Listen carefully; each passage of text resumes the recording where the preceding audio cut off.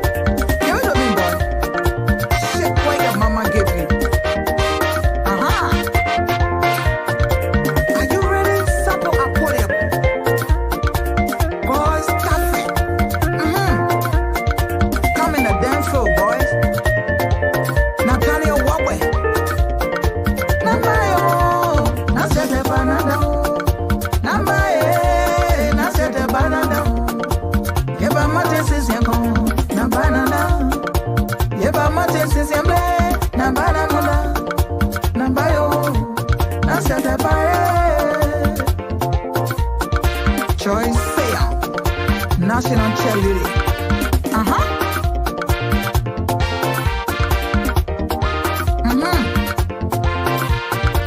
But Seekon flechiko nyini akwe soko ya wiali aha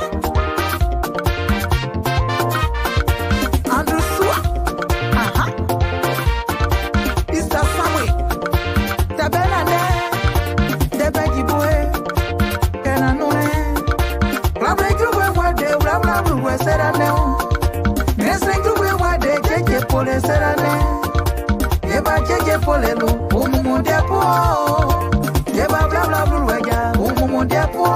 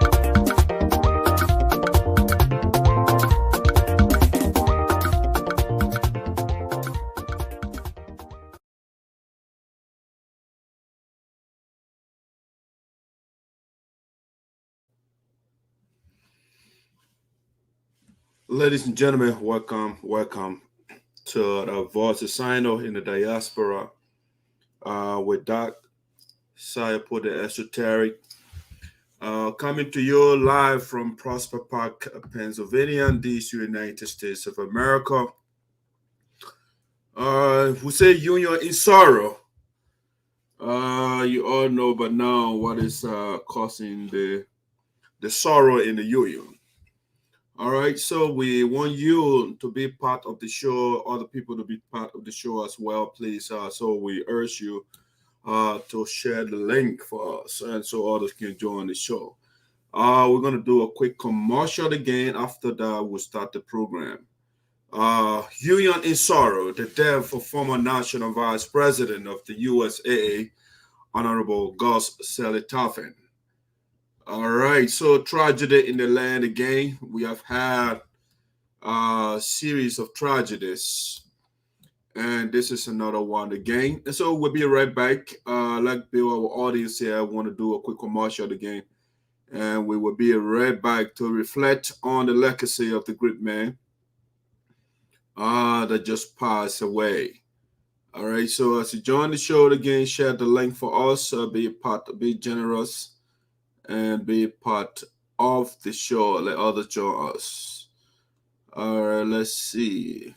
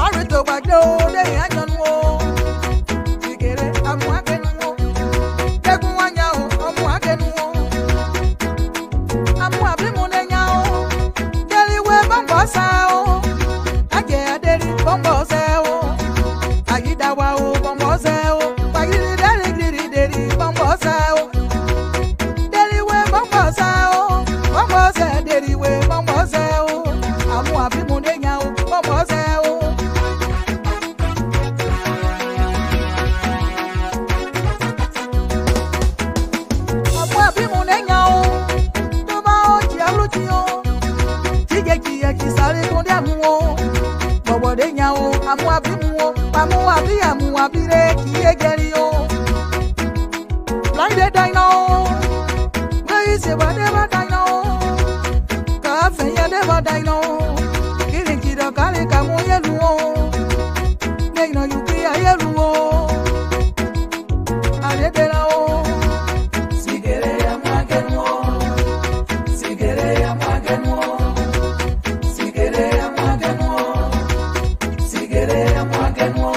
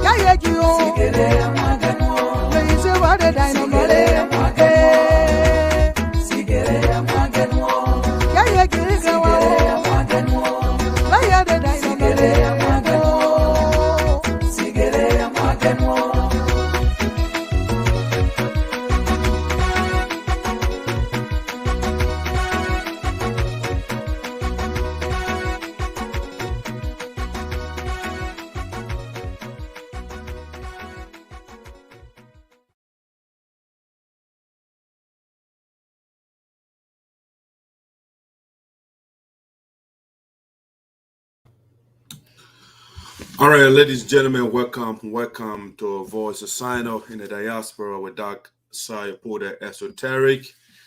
Coming to you live from Prosper Park, Pennsylvania, and these United States of America. Today is an exclusive coverage.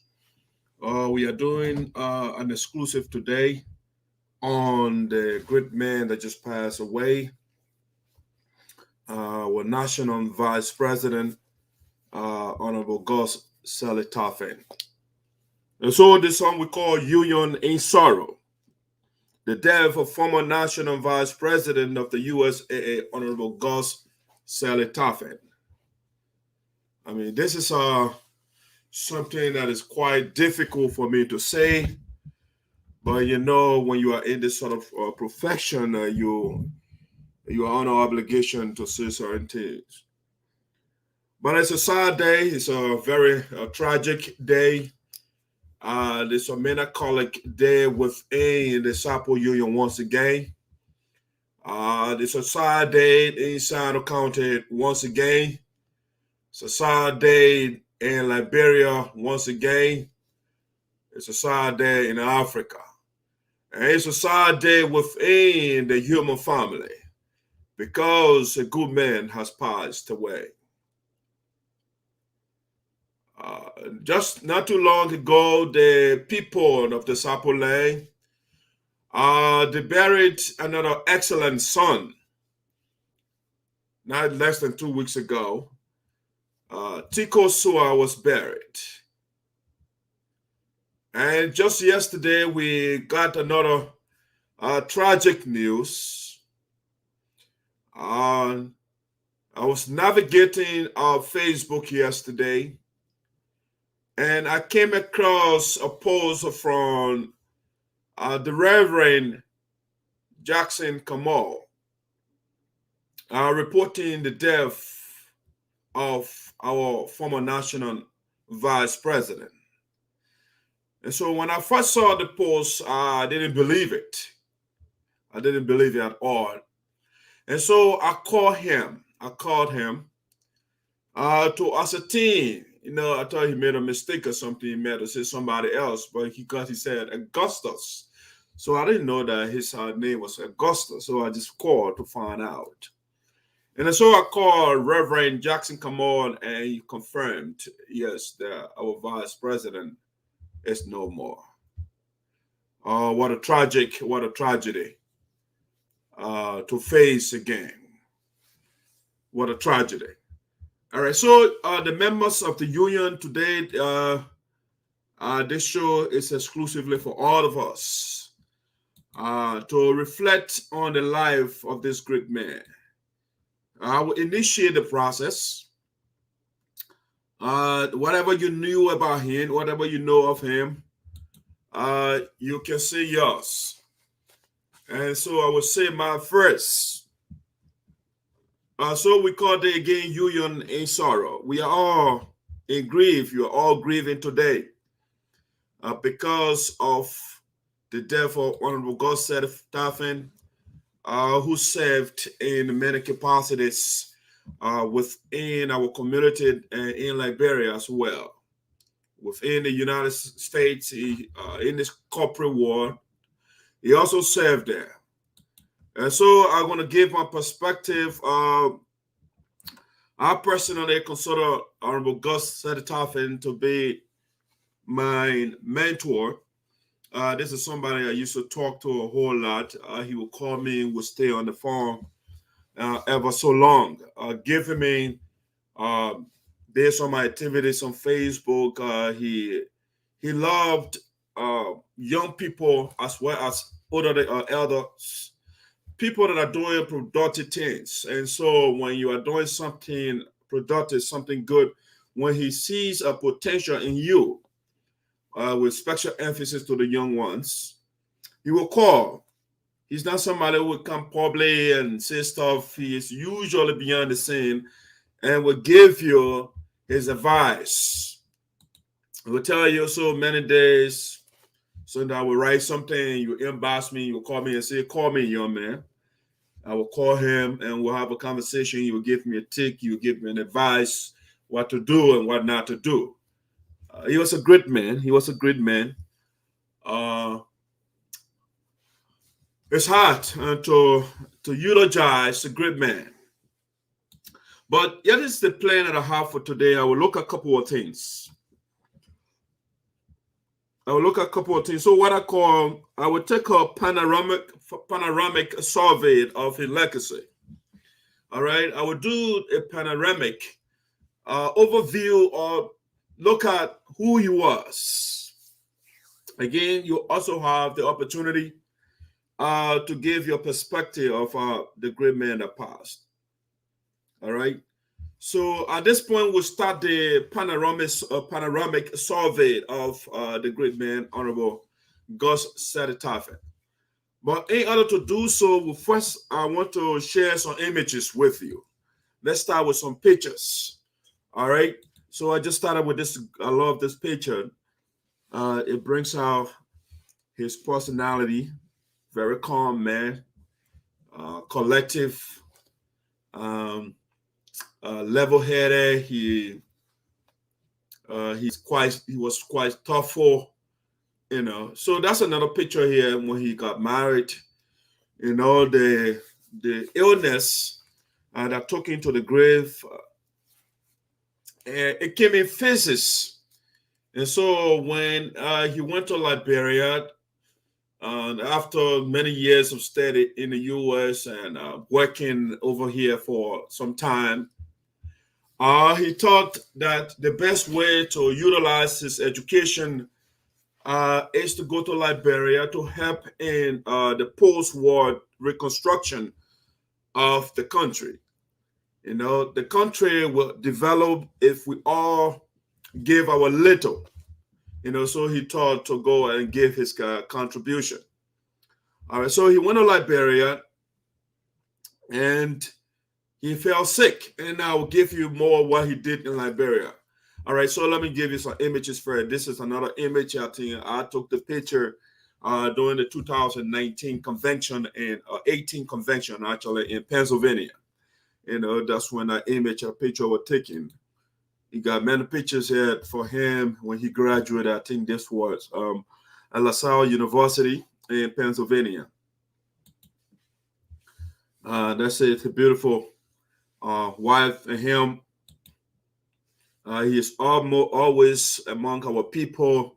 I mean, supporting, I think, the people, loving. They always, our elders, the ladies, they're always in support of his calm deportment, his generosity. So people used to like him, including my very self. All right. Here's another image. I think there was this picture was captured during the I think it was the inauguration of the first administration. He was the vice president on former president Greene Cole Geleo. I think it was the inauguration in Minnesota. All right, and that's when that picture was taken. All right, there's another picture over there with his wife. All right, that's him. When he was recovering from the sickness and stuff of that nature with the little ones. When he got married, his buddy, Boto Jawi, stood with him during the wedding. That's him and the family over there. Sad. It's very sad for us. Highly educated guy, and he passed in this manner. Less than 55 years. It shows some images here. That's him with the president of Santa County Association and the other guys over there. That's him. He's always smiling. Yeah, he dresses very well. He love to carry himself quite well, as you can see from the images. Yeah, he was always professionally dressed. All right. So that just some images that I wanted to share with you. So we're going to look at Honorable Gus Saily Tarphen, and let's survey his legacy a little bit here, at least from my perspective, what I learned when he was with us. So let's start with some positions he held in the U.S., especially within our organization. Honorable Gus Saily Tarphen, he was very, very, very, very active in our organization in the U.S. First, within the local chapter, Delaware Valley chapter, he served as member of the board of directors. When the various chapters in the UN, when they had local boards, and we don't have that no more. But he was member of the board of directors. I think he was the co-chair. Boto was the chair of the board of directors at the time, and he was the co-chair of the local board here. And so they did their best to hold the chapter together, to push the agenda of our people. So after he served at the local chapter at the level of the board, he was also selected by the people after President Obako left the scene and Greene Cole Geleo took over in 2017 in Durham, North Carolina. Him and the former President Greene Geleo, they were given the mandate of our union to spearhead the affairs of the organization. He served with distinction in a capacity. He did everything to keep the union together. Things came up along the line.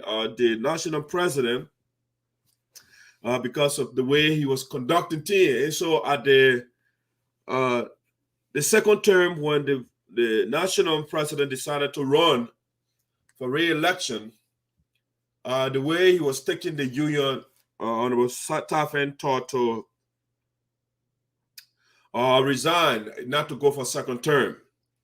All right. So he served on a Greene for one term for 3 years. And he did not go for second term because the president unilaterally, because he was a man who believes in peace and unity. He didn't believe in division. And so the president decided to set up another convention in Minnesota.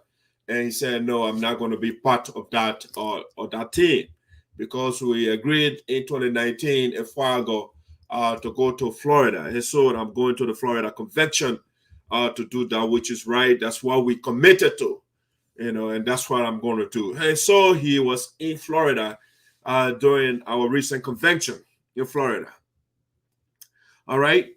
Moreover, besides serving at the local level, at the national level of our union, when he also went to Liberia, he was the chairman for the Department of Economics at the University, AME University, the thing they call the United Methodist Episcopal University in Monrovia. And he was the chairman when he went to Liberia because of his portfolio, high academic portfolio. He was selected or hired as the chair for the Department of Economics at the AMU University in Liberia. And that's the capacity in which he was serving. And when he fell sick and flew to the U.S. to seek advanced medical care. At a certain point, he recovered, he was getting better, and then he relapsed back into whatever the condition was. I don't know the nature of the diagnosis, but he was always at the hospital, nearly always. So it's a tragedy, a huge tragedy. I was told he came back from the hospital. As a matter of fact, he died at home yesterday. He was taken to the hospital, and then later he told the people to take him back home. And so he died. He passed away at his residence yesterday. Very tragic. Very, very, very tragic. All right. So that's occupation-wise in the U.S. He served in many capacity. I'm not going to give you a whole summary or a holistic outlook of everything that he did with capacity. But on his Facebook profile, let me see some of the things that he posted on his profile. So he was a former program coordinator at ComHad Incorporated. All right, it's a company, ComHad. And also he was a former behavior specialist consultant. All right, he was a former behavior specialist consultant / mobile therapist at Omni Health Services Incorporated. All right, he studied at many universities, many institutions of higher learning. So Honorable Tarphen, he studied. He went to E&I Mission School or high school in Santa County. He got his high school education from there.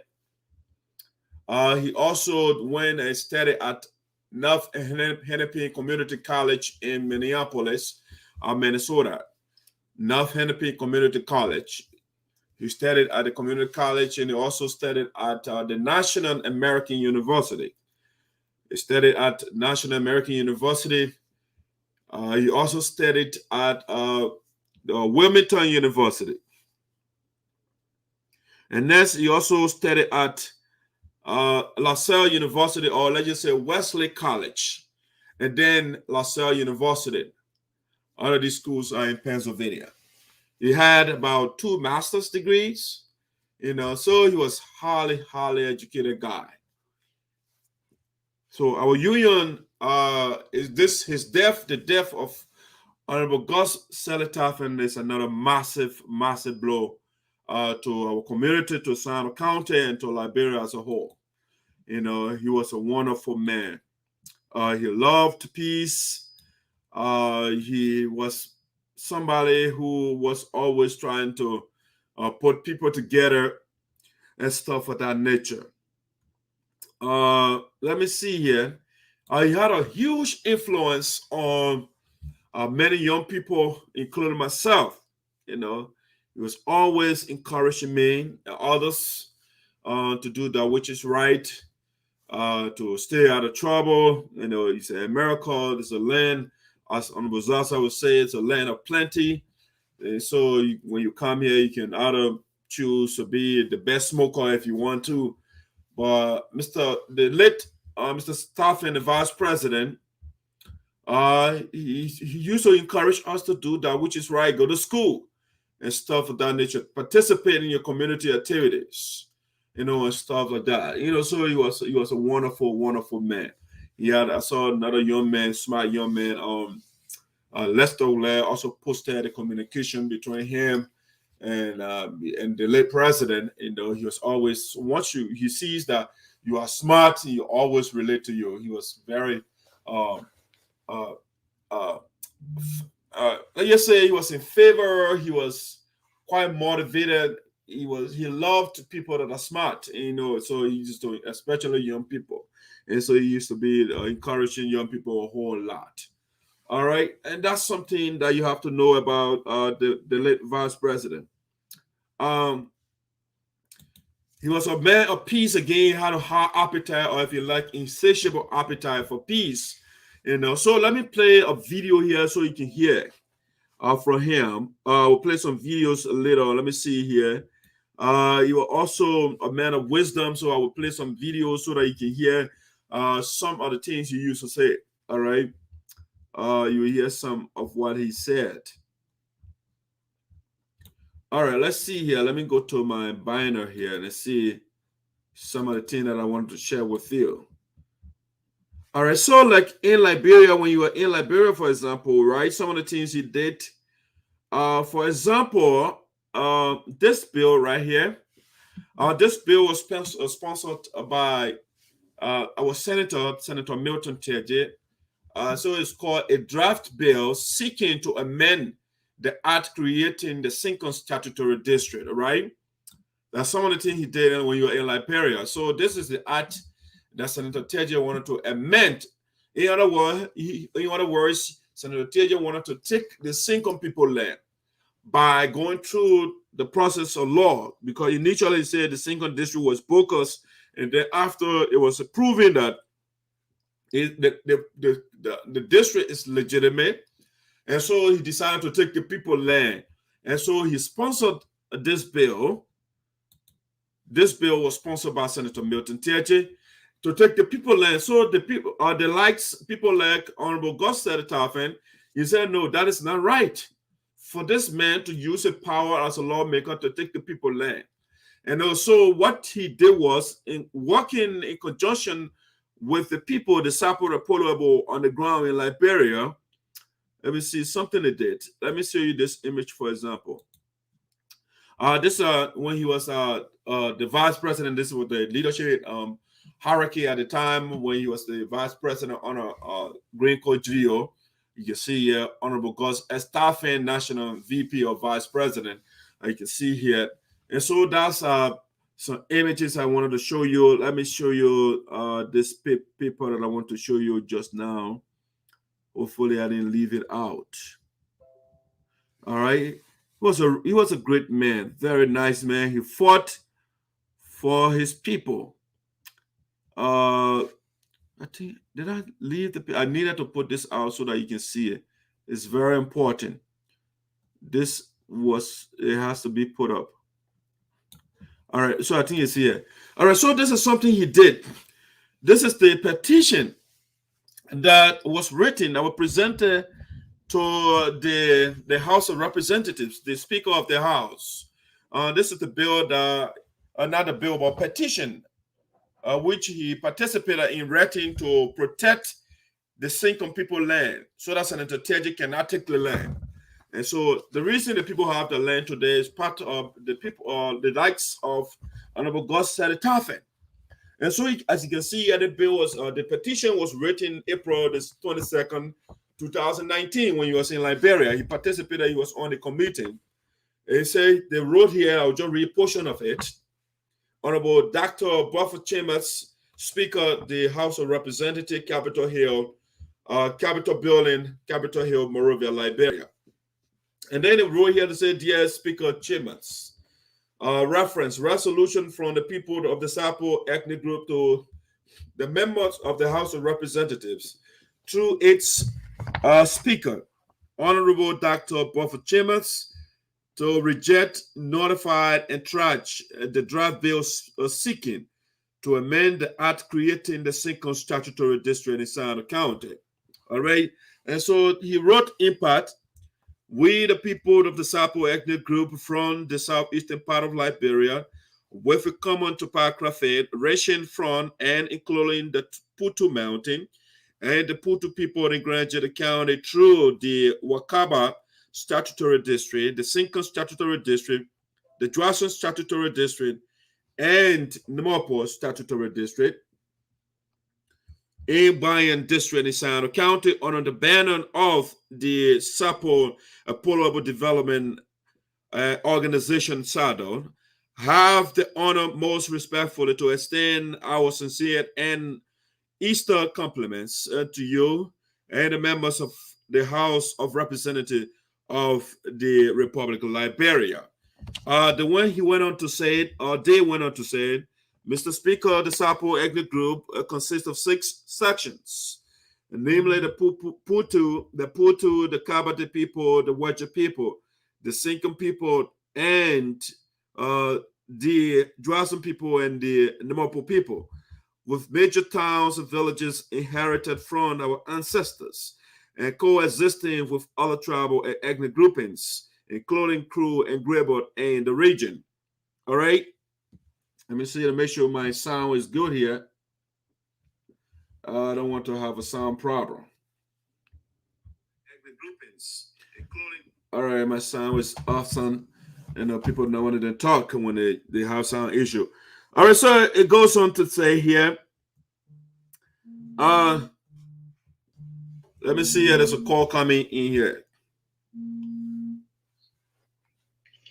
Hello. Yeah, hello. Yeah, I send your video for girls. You must play the first video. Look at it. All right, I'll take a look. Okay. By the time that time you make a remark. Okay. All right. Yeah. All right, so that's the bill here, the what you call it, the petition. That's part of it. They said, Mr. Speaker, we refer to the draft bill seeking to amend the act creating the Seekon statutory district, SINOE County, Republic of Liberia, submitted by Senator J. Milton Tiaget of SINOE County, that is currently pending concurrence of the House of Representatives. The Honorable Speaker of the House of Representatives, the referenced bill has a sinister and ulterior motives, with the propensity to further inflame tribal conflict and destroy the fabric of our peaceful coexistence, most especially between the people of the Sarpo ethnic group and the people of the Tajawan ethnic group crew, thus undermining reconciliation, peace, and development in the region. We therefore hereby pray for the good wisdom of the august body of the House of Representatives to reject, nullify, and trash the reference bill for the following reason to wit. All right, so they listed several reasons why the Speaker and the House of Representatives to reject the bill sponsored by Mr. Milton Tiaget. And yes, the names of the committee, the resolution committee members, you can see here, the highlighted one is Honorable Gus Saily Tarphen. You know, so he did something. He wasn't somebody who sitting by, he didn't sit by with his education. He said, I can sit back for somebody to take my people land. And so they participated he participated fully in the protection of the Seekon people land. He was a great man. All right. So now I will want to, let me see what I can play some videos, audio or stuff, so that you can listen to Honorable Gus Saily Tarphen. All right, let me start with the first one here. Let me start with this right here. Let me see. Firstly, I want to. All right, so let me show you this video. I want to share, do a screen sharing so I can show you, play this first video. Let me see, share screen so that you can hear some of what he used to say. Hello,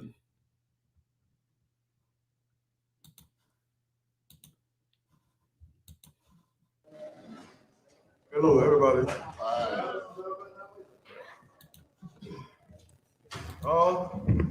We are here at the convention. And I believe at the convention that where people discuss things that are on their mind. Today, I see who faces on the board. And according to our constitution, I don't think we have term limit. And that is fact. But this bowl that I'm looking at right now have been a lot of conflict.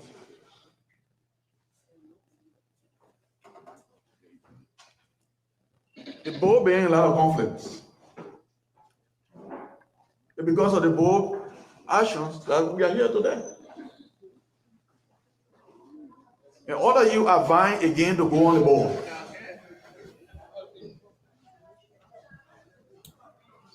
We need to discuss this, some people. There's no hate against anyone. And we are not going to stop people from vying for positions because the Constitution, they say that. But our conscience is supposed to tell us that the board have been putting us in problem. Yes, the board wrote a letter. The administration did not abide. But sometimes in leadership, the way you see it, that's not how you do it all the time. Sometimes you take a step back for the good of the people. Our board don't have that mind. I'm sure I will that they will not point probably again next convention. So there's something he said over there. He said, sometimes you have to hold on. All right, hold back for the good of the people. I told you he was a peaceful man, highly peaceful. Listen to him, very thoughtful man.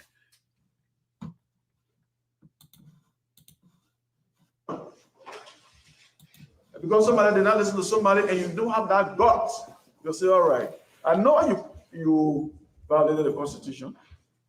I never violated the Constitution before, my people. Tell me in leadership.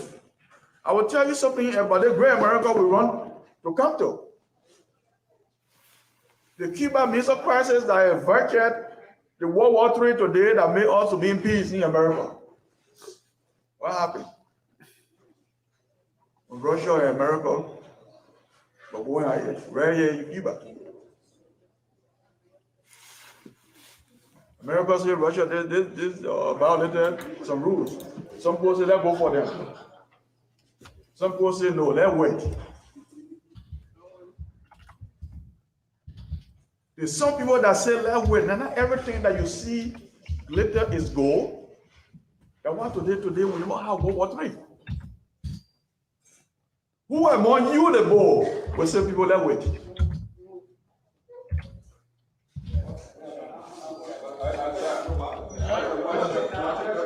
Hold on.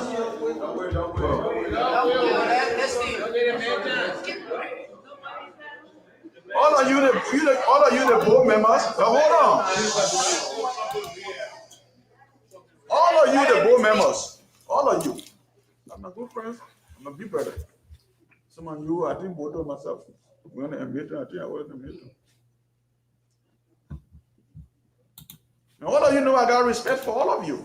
But let's say the truth. Let's say the truth. How many years you want to be on the one boy here in Sarpo community? To have influence. You the board members. And your decisions are not sound sometimes because your decisions can bring you to conviction.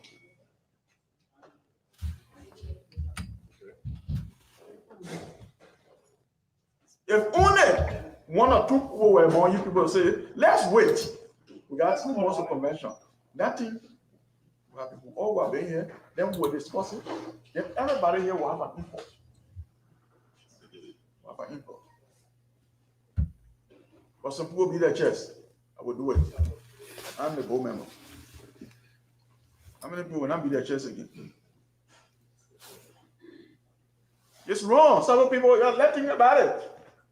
Same faces. Nothing changed.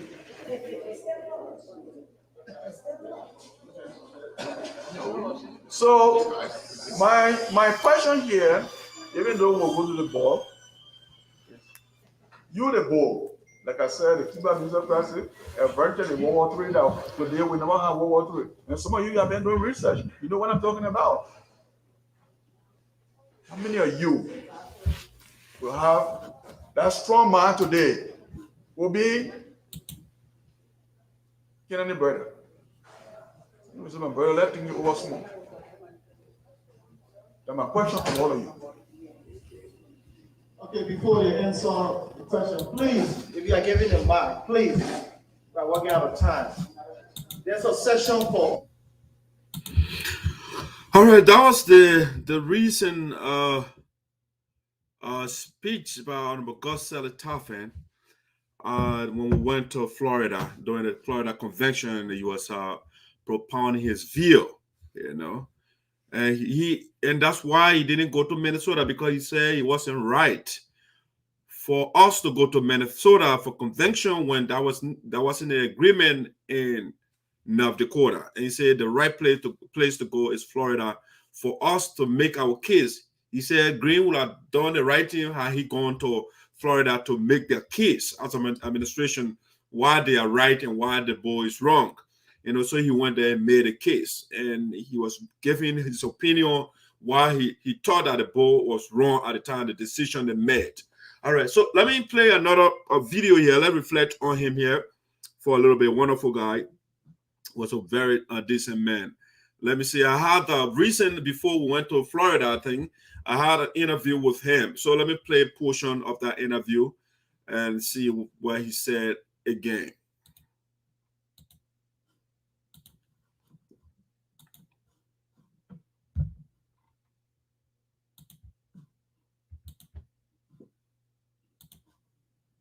At this point, I have the distinguished honor to invite the Vice President of the United Sarpo Association in Americas, Professor Gus Saily Tarphen.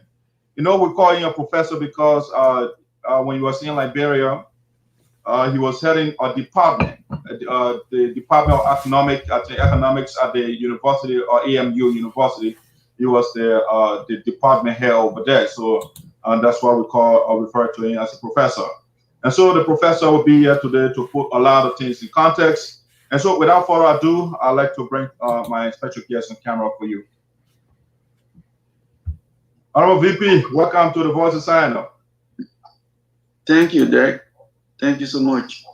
All right. Let me see here. Let me make sure I adjust my headphones here to make sure all is good. So is my sound okay on your side?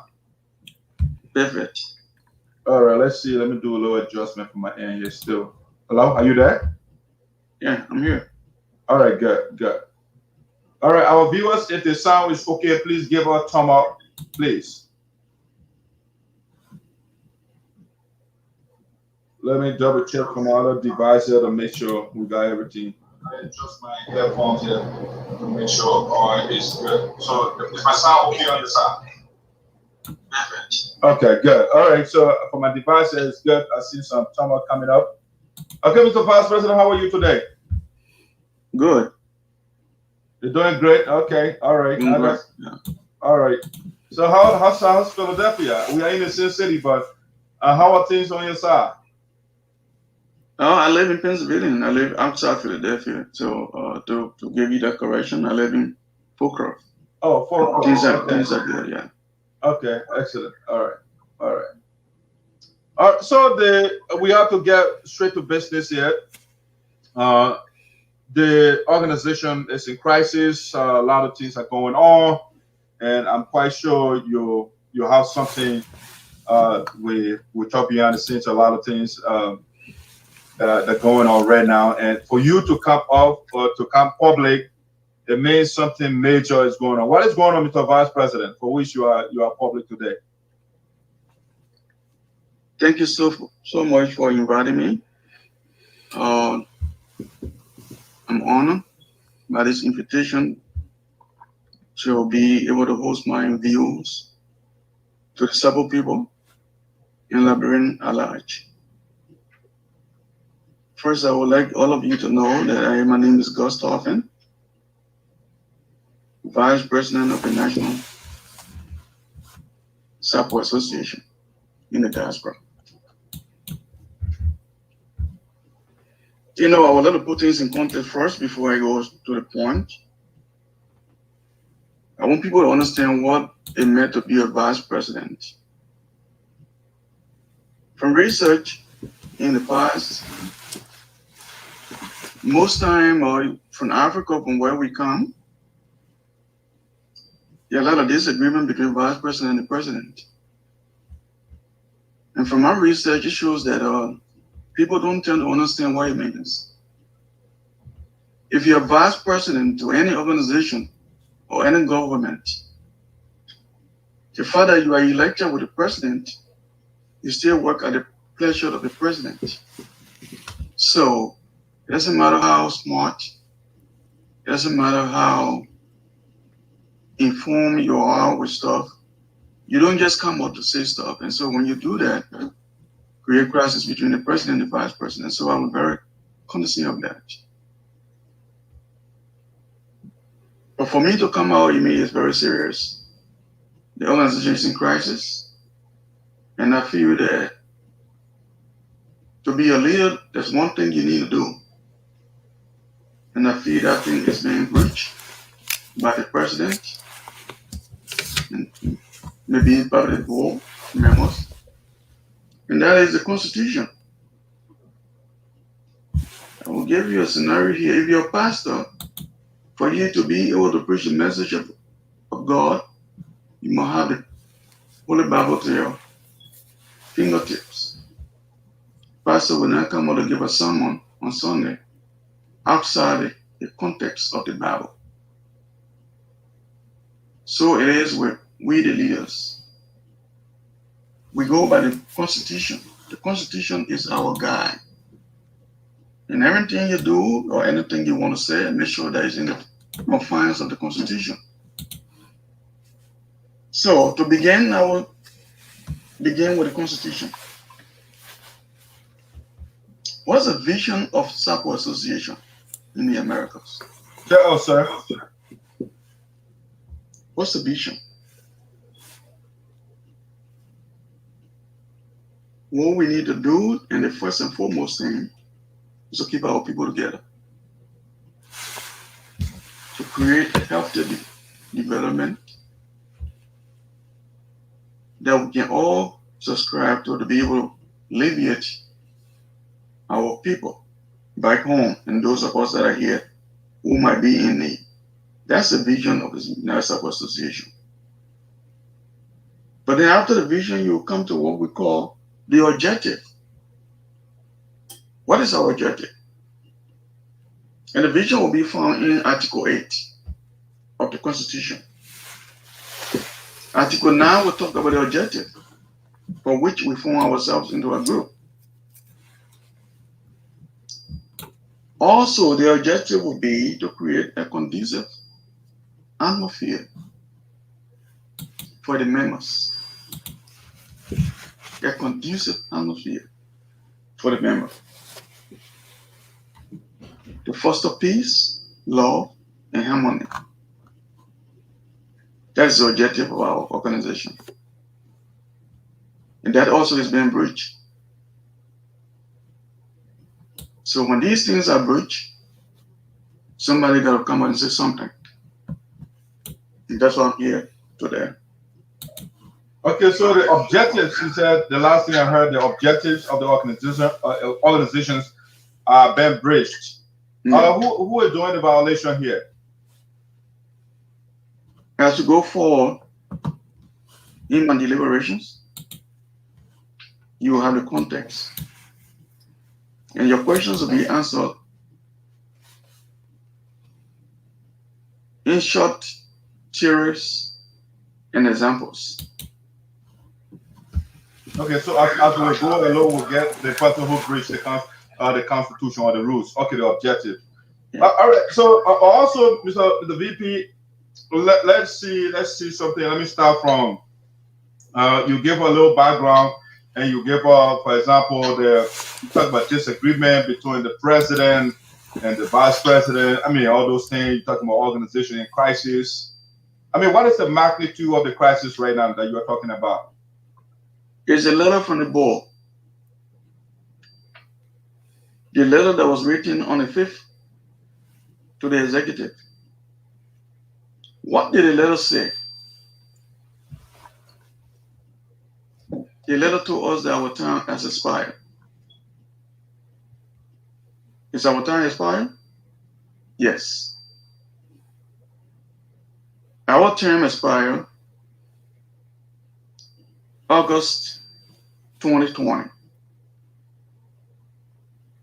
You know, one thing we need to understand here is the context in which the board orchestrated their letter.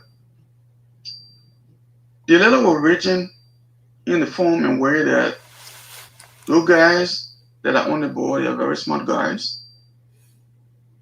They were very careful in choosing the words that they use.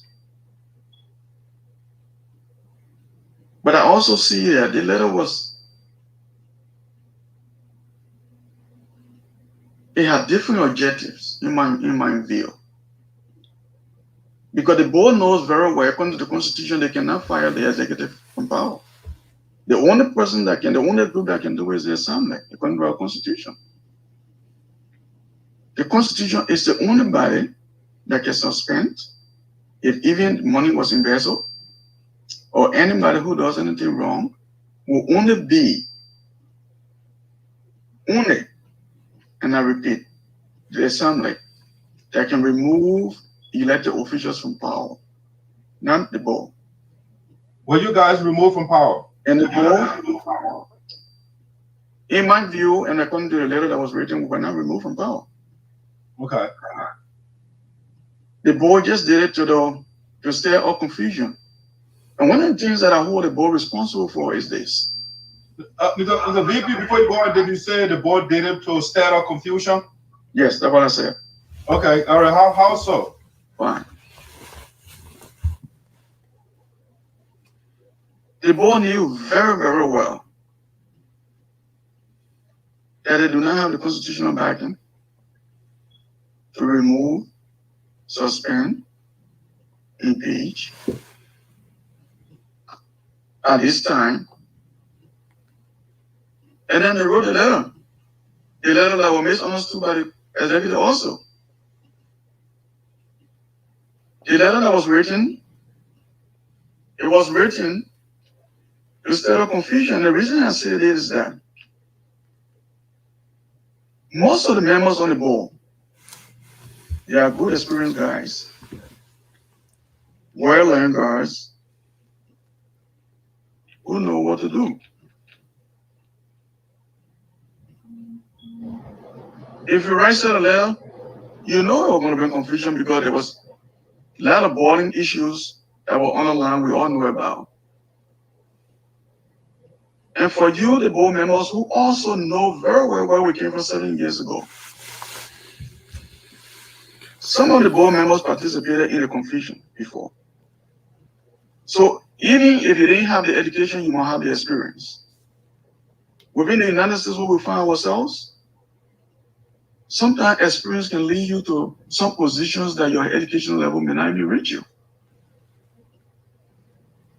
And the board had the experience. They know where we came from.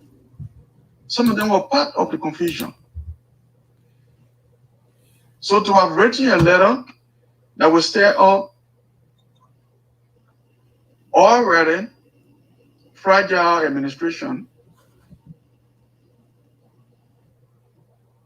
that the understanding of certain issues within the administration was very low, We can read sometime, but we got most of our members that lack comprehension. And that's what happened here. When the board wrote the letter, we know that the board could not even take off from power.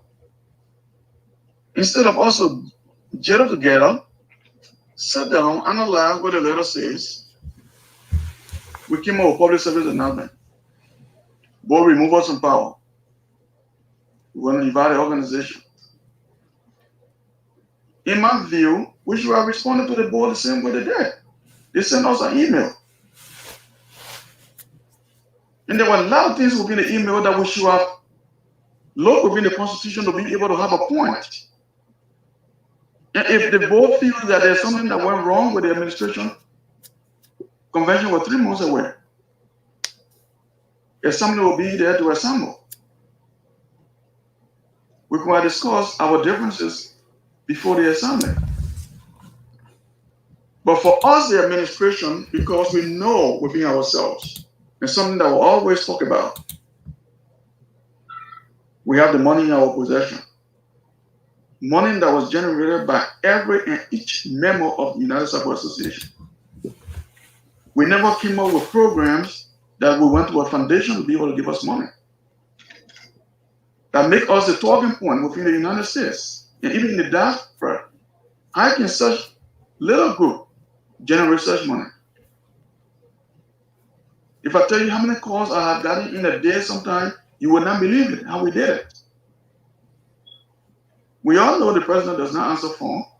So, Mr. VP, I want us to make the show interactive. So what I want to do is, maybe I miss it, but you said I asked you a question. I said, did the board take you from power? And you said no. No. But then along the way, you are saying the board letter it wasn't sent. I don't know, appropriately. Is that a language missing something? Yes, the board letter was it was misinterpreted by the administration. Okay, but if you say they did not take you from power, in a situation, what was going on? What you expected them to have done, though? What they feel that we have done was the writers to tell us what they find to be wrong that we were doing. But they did that, though. The communication they sent, they listed the things you did wrong. Okay, good. According to them, they listed the things they said we did wrong. No, not according to them, according to the communication. They sent it to you already. They told you you're ready. Yes, we're ready. According to them, I said, okay. They listed what they feel that was wrong. Okay. What we were supposed to do as administrators is to analyze the letter that was sent. But because we have some elements within our midst that lack comprehension, isn't that language of VP? I will use that because that's a part of it.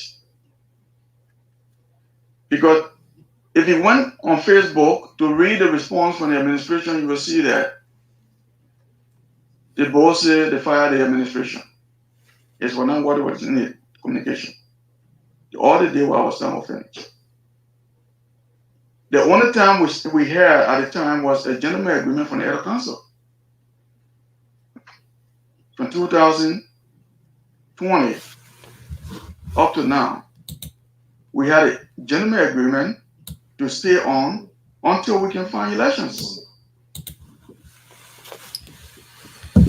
But when the board wrote the letter that we all know that had no merit, we make it something that was very serious.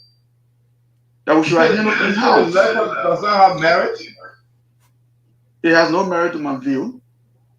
Yeah, Mr. VP, if you admitted that your term is over and your boss man is not listening to the board, who are the guys are the second in command to the General Assembly, and you say that communication has no merit, even though the president is taking money from the account without the board approval, at what stage do you want the guys to act for the account to go negative balance? Fine, thank you for the question. The reason I said this, the board knew we had a gentleman agreement. We had a general agreement from the Elder Council that every member should stay on until elections, until convention. So if they knew that the gentleman agreement that we signed or we agree upon, no matter what's the merit of the case, I thought they would have held on until we go to conventions. That's what I said. The letter had no merit. No, but then we the administration too, we were waiting. Most of us, including the president, because we have the money. So we were waiting for the board to make a mistake, to say something to us, and then we're going to divide the organization. We'll take the people money hostage. Is that what is exactly what is going on by the administration. So are you part of the board letter was something that we should have responded to, send them the same email that they sent us, and tell them where they went wrong. We had the constitution backing, even if we went wrong, we have gone to convention to be able to handle the situation. For them to have sent us such a letter. But we did not do that. We went on Facebook with public service announcement that the board fired us from firewall, which the board never did. The board pointed out where they think we were doing wrong. And we feel that we're not doing anything wrong, we will go to convention. Because that's what the Constitution says. If the board and the executive disagree, go to convention, and the assembly will be the judge. Yeah, but Mr. VP, those steps that should be taken for us to go to convention, the board asked the president to set an electoral commission. He refused to do that. So how should we get to convention when you guys are not doing what you're supposed to do for us to get a convention? Within the administration, let me tell you this. Much the president was not doing that, we're discussing how to get to the point that you are talking about. We were just about to handle that. There were members within the administration that were pushing that also, not only the board. We felt that it was overdue, and the president was supposed to come up with that.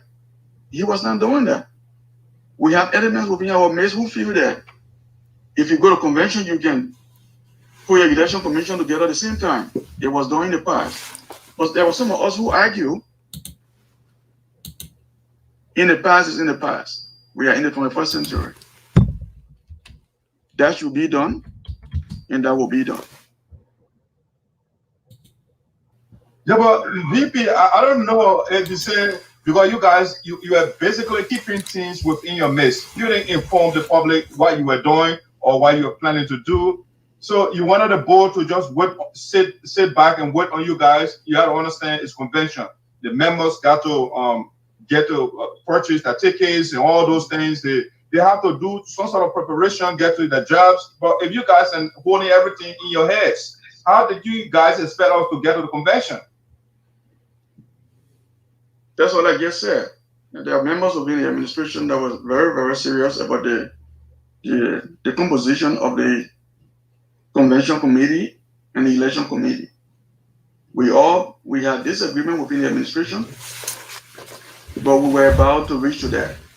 I was very sure that we were about to reach to that when the letter came.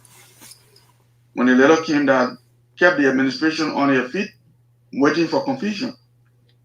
Because the president has orchestrated a lot of things that will lead all into confusion. So the board knows that very well. So in my judgment, that's why I hold them responsible for the letter. So, but VP, if you say the president orchestrated a lot of things and you are second to him, are you also indicting yourself? No. Why not?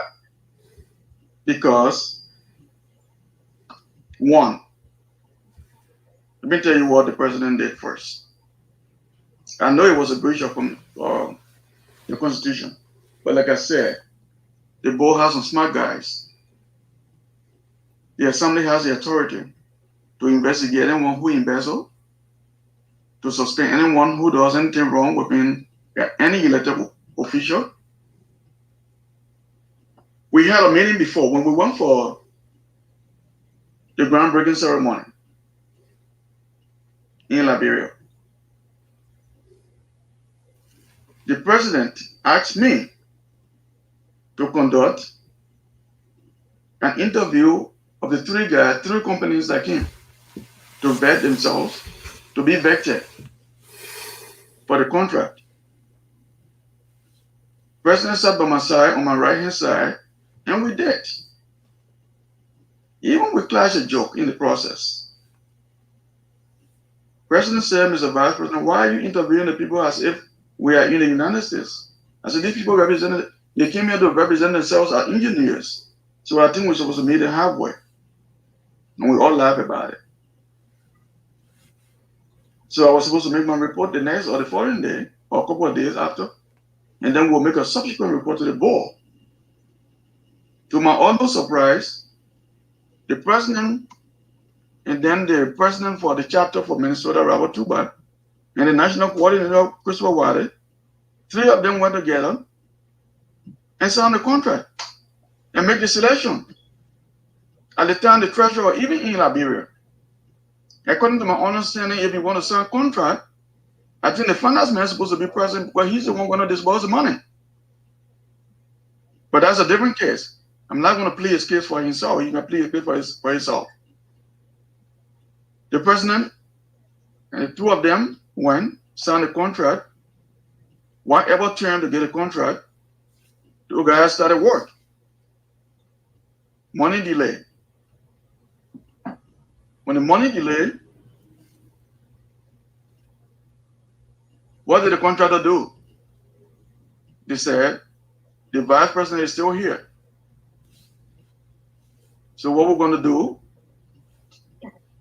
we're going to arrest him and take him to court.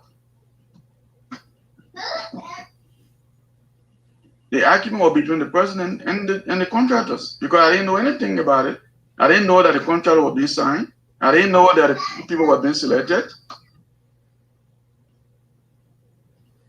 So the contractor decided to bring police to my place to disgrace me. God forbid, somebody from the midst leaked the secret to me. And they were not able to get me.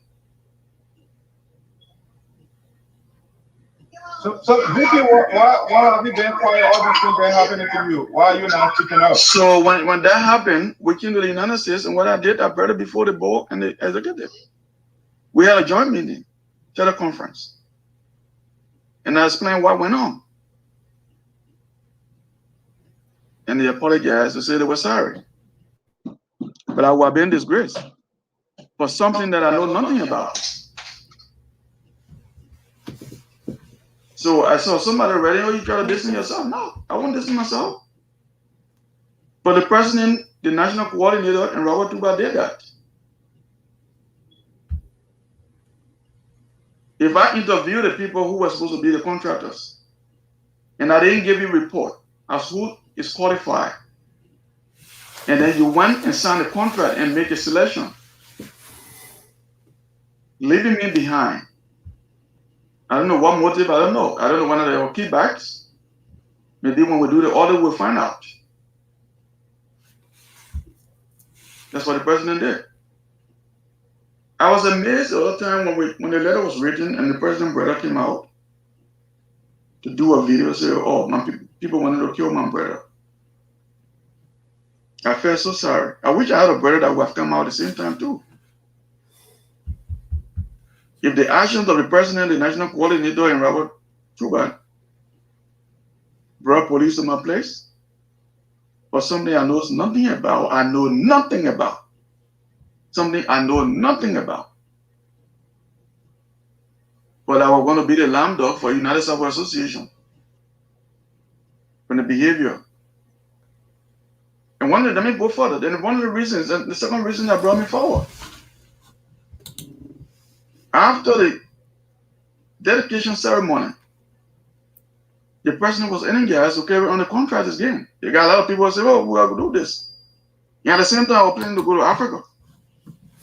So I know if they do sign the 3 contracts again without the approval of the assembly or the board or whoever it is, and things go wrong, I know they're going to hunt me again because they will find me in Liberia. I'm the national vice president for Sarpo people in the diaspora.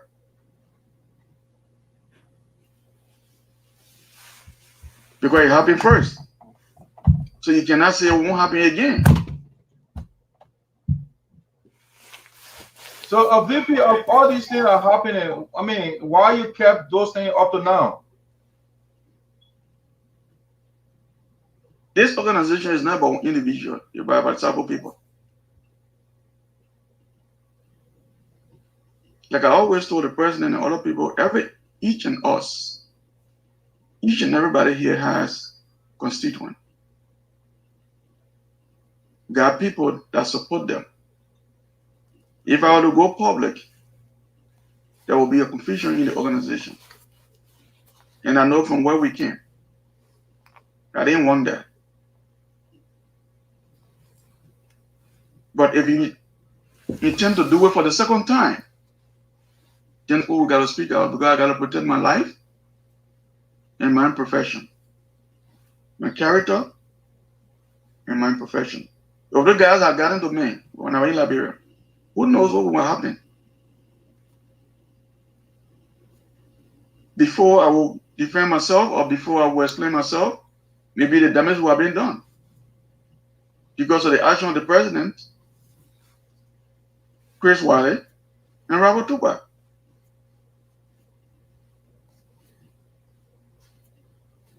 Sign contract that we all sat down, vetted the people. And I was the lead. The person that appointed me, he gave me the responsibility to do.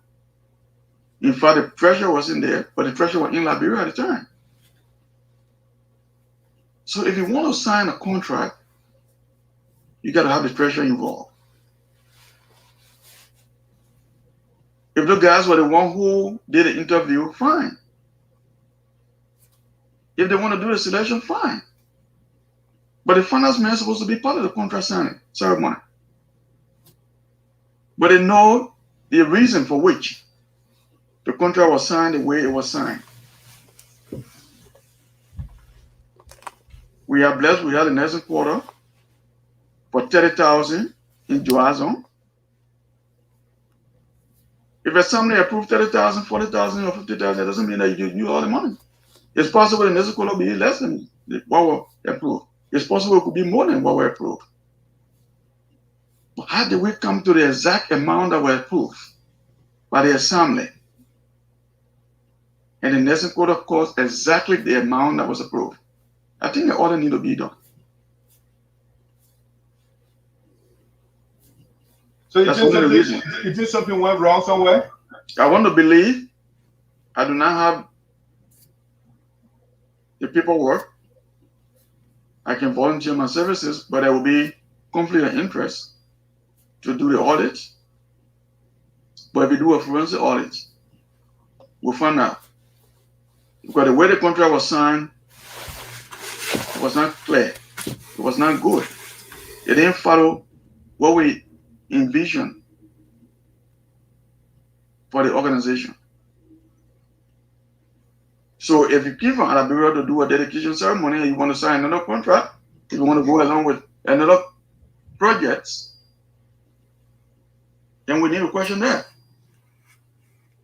That's one of the reasons that I was not certified, because I was planning to go to Liberia again.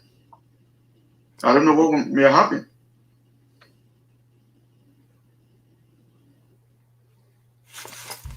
All right, so ladies and gentlemen, my special guest on the platform today is the National Vice President of the USA, Mr. Gus Saily Tarphen. He's my special guest today.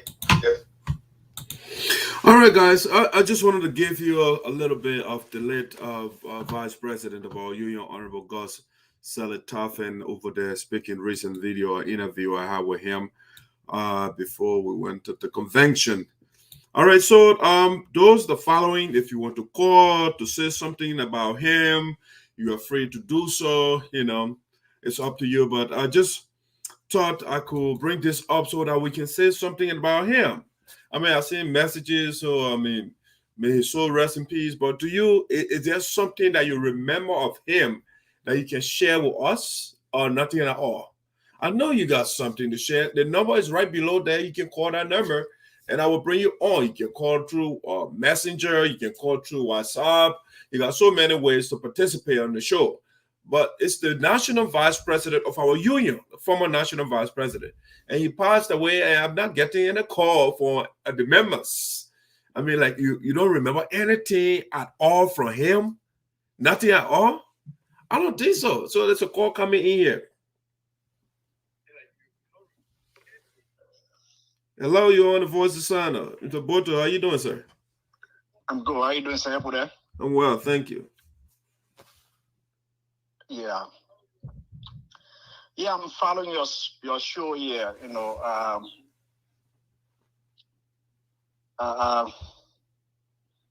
this is heartbreaking, to be frank. It is. You know, I know a lot of people are feeling like me. This incident just took place. We have not got the right footing yet. But anyway, if protocol demands that people should call and make contribution, we have no choice.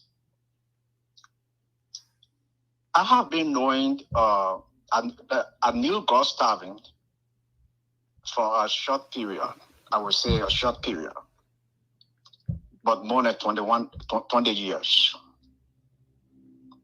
Met in Minneapolis, Minnesota, the year 2000. We met at the job, to be frank. We met at a job. Are you hearing me? Yeah, I'm here. You are very clear. You're very clear, actually. So we met at a job. And before I got to know him, that he also from SINOE, and you're a Sarpo man like me. He had been following us. We were like three, or let's say, gentlemen at our job that were close together. We had conversations at the same time in our dialects. And Gus was able to pick that up. He didn't come in right away to make that introduction that, oh, you know, I'm from SINOE, I'm a Sarpo man, But every time we went in the break room and cut a spot and sat there, he would come to that same spot and sit to us and listen to us having the conversations. Part of the conversations, there were inquiries that, well, who this guy? He was hearing everything. Not until when I was thinking to get my first apartment with my little cousin Darius Moore, that a lady brought him up in that same place that he was also looking for the apartment as well. So from there on, we made a formal introduction. okay. And then we started engaging one another. And then he came out to tell me that he's from SINOE. Wow. He said, well, I'm from SINOE too. So I said, which part of SINOE? And he said, I'm from ENR.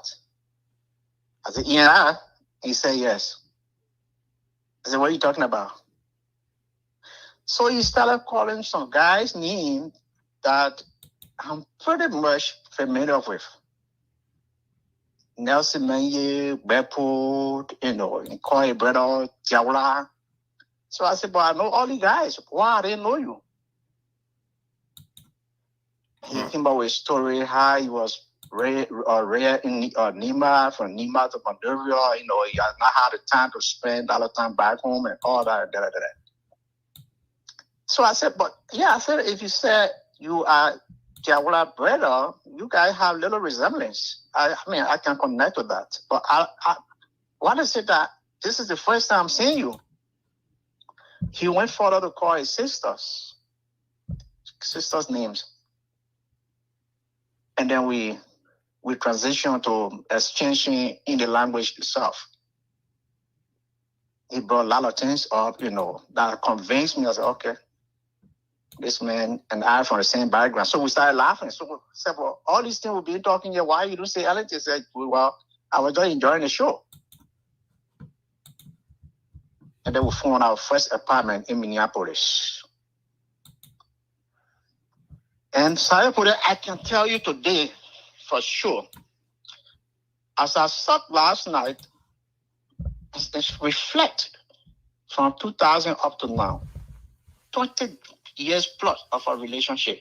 I don't know at what point this man and myself ever crossed one another path. I tried to connect. Maybe I forgot. I could not remember an incident. And the reason why God was a very cool guy, he would not show his temperament. He always want to find a resolutions in anything that look like conflict. Even you're upset, you will not know. Right, but you will express, you will know what he wants out of that conflict. Right. But it will not be in your temperamental manner. That's who he was. He knew how to push a point, but he will not push a point with that kind of anger that would neutralize the essence of the argument. Right. That's who he was. That's something that some of us learned from him based on the interactions we have with him. A very good friend. God's number is one number in this place that stuck in my mind. Last night I tried to forget. I wish I had to whitewash to wash the number away. I don't know. It's stuck in my mind because since he be in this country, you only have one number until you die. Mm. When he went to Liberia, he spent a lot of time there. Hey, when he come back, I would know how you're meeting his number. God came by. He resurrected a number. I said, my man, you still get a number? He said, I will not change it. So he stuck with me. Very good friend. If you and God have a relationship, a strong friendship, that he believes you, that he consider you to be your brother, there's no secret he will have from you. If God has problem in his relationship, he will let you know. Even if he transitioning from one relationship to another, he will let you know so that you will not be caught in the loop. Even when you were in the hospital, he will let me know. And that was one reason that I was a little bit hesitant to call. Because everything, you will just tell me everything. I didn't want it break my heart so much to listen to that story. That's not what I want to remember of him. So he was a gentleman, a family person, friendly, hardworking, believed in his people. When we went to Florida, he was very ill, but he went anyway. Right. He went. Some of us advised, but who you want to be like this? And go say, yes, I got to be part of decision making. He went. That's what true love for your people means. I want to stop this far. This conversation is a long one. It's going to continue for some time. But I want to stop this far and give other people the chance to come in and tell their story, how it went, and the kind of interaction they have with his judgment before he passed away. Thank you for the time. All right, Mr. Joey, thank you so much. That's a quite profound reflection right there. Thank you. Okay. Yeah. All right, so that's the I mean, like if more people call here today, I'm not going to leave because people got their stories about him, and I personally the same thing we would talk a lot behind the scene about the politics of SINOE, the politics of Liberia. I mean, he was excellent. You know what we can do to keep the union together. You know, to stop the unnecessary fights. You know, he will coach me. I mean, how to reframe my words. You know, and all those things. And I'll write something and say, I follow your writing. This one is not correct. You know, go and edit it ASAP. Stuff of that nature. He was a very good support. You know, let's see somebody else calling here. Hello, Mr. Toba. Welcome to the Voice of SINOE. Honorable Vice President, is the president now of the Delaware Valley chapter. How are you, sir? Thank you, Doc. Thank you. My chapter is bereaved. Right. Yes. With heavy heart, I just want to give a civil reflection on Mr. Gus. And first time in America, here's the man that went for me at GFK. Oh, wow. Messi, but Messi, I will come from work, so I come for you. I said, when? I arrived at 8 o'clock that day. PM, the man went for me 2 o'clock. I appreciated that he wanted to carry me home. From that time, my brother, I don't even want to say. There are 2 things I ever missed since I came to America. The death of the late Mabudu Yipa and that of course now. I can't go over it. Yes. However, about work, I don't want to talk much. And I listen to the whole member of Poto Chawi. If I don't talk, it will not be fine. But my chapter is brief. Thank you for that. All right. Thank you, Mr. President. Thank you. All right, so that's the president of the Delaware Valley chapter, Honorable Mason Toba. They're just calling in quickly from work, at least to say 1 or 2 words.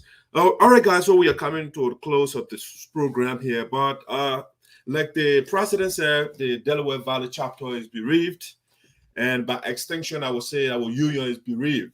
And again, if I should extend it, Sino County is bereaved.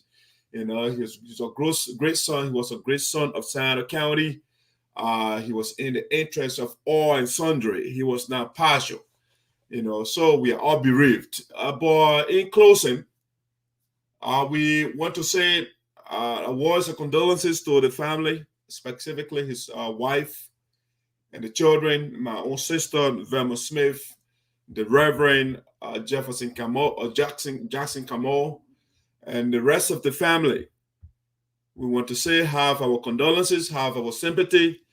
It's tough. I know at this time it's tough to give cliches to you, you know. But hey, what can we do? And this is one of the unknowns of the unknowns. You know, life or death is something that we are still yet to understand. It's beyond our understanding. It's beyond our comprehension. It's beyond the scientific instruments right now. You know, so it's the mystery that we have to grapple with.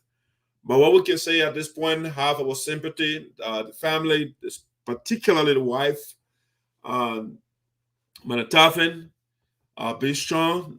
You are a very decent woman in these tough times. All these months, year, I should say, that the president or vice president went through. You were struggling back to back from the hospital.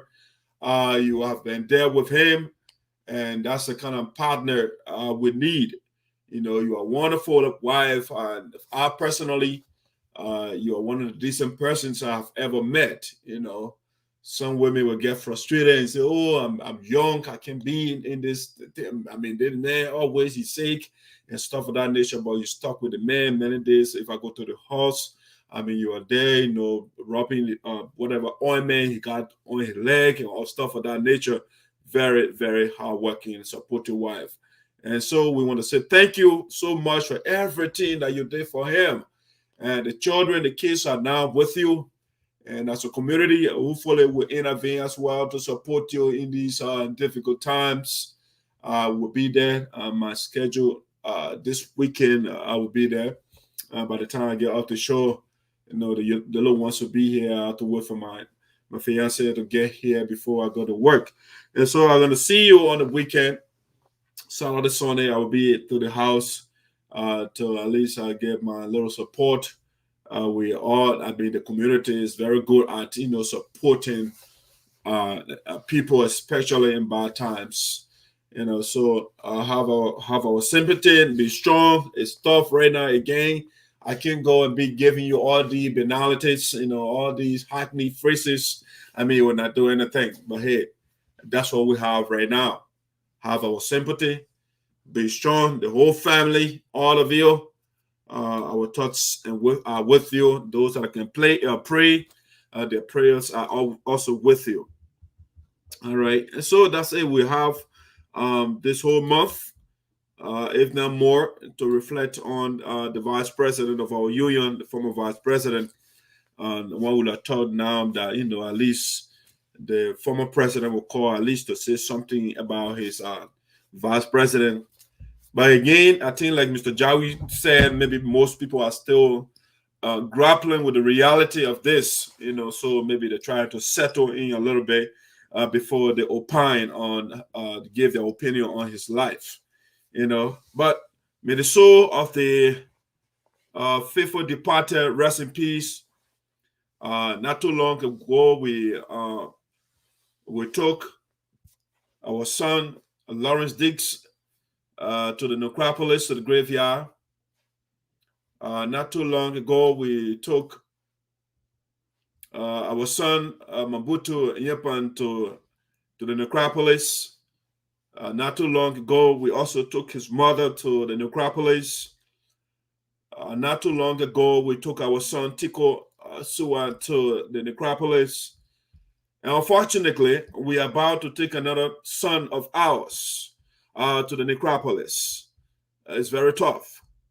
2021 is a terrible year for us. It's a very terrible year. I don't know why, but hey, this is it. Those that believe in the divine man, this is what the divine man set for them. That's their life sentence. That's when, in the case of Honorable Gus Saily Tarphen, the month of November 3rd was the time for his life sentence to end, and it has been abbreviated. So that's it. Have a wonderful day. We will talk to you again. Thanks for following the show, but I encourage you to participate.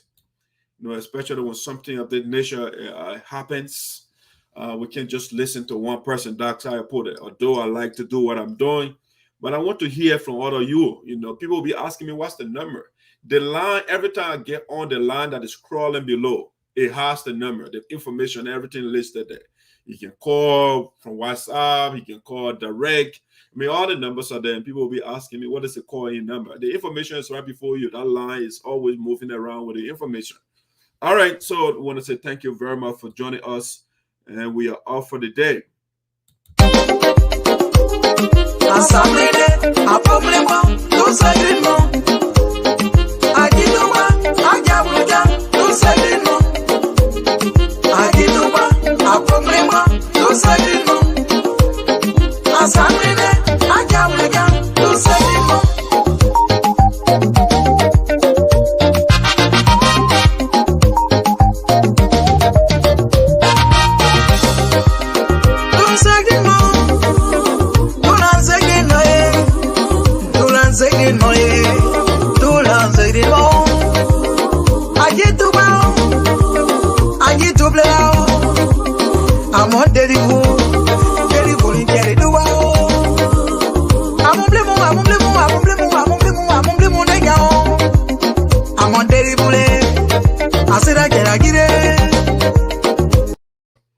All right, guys, that's it. We are family. We are in the strange land, and all this tragedy happening to us.